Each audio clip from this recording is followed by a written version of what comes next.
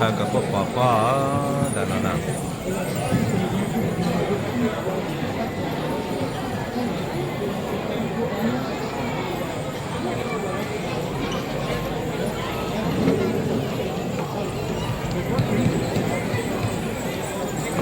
nó thì nó chơi cái sau này sẽ tụi cho cái tiền ngô vậy tôi nhỏ cho nhớ to là coi giờ cho mẫu nó tao nó tao hậu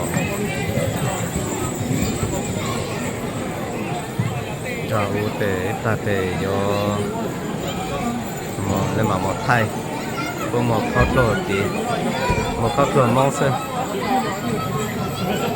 là nó tế yo tế lúc chơi cái tế mô tế cho không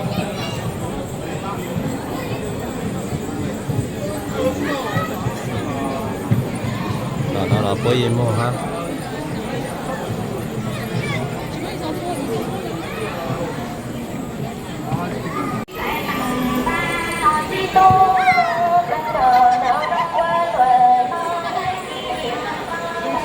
đó mới cho nó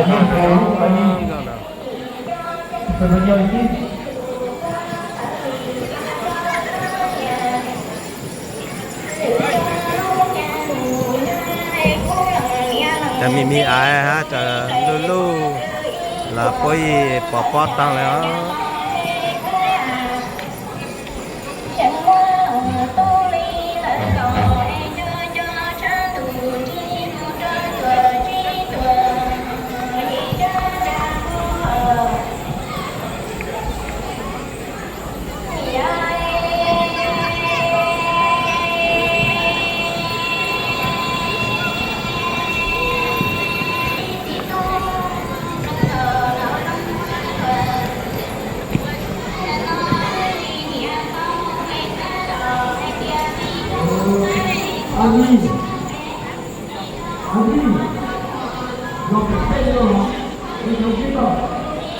nó để cô nhớ lại lúc chơi cả một khẩu nè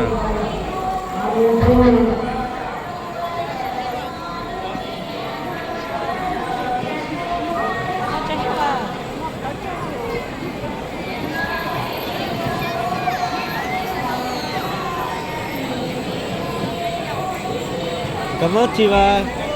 Ça va bien? Oui. Rồi giờ Blair đó, Blair nhớ tờ nọ. Ça va? À.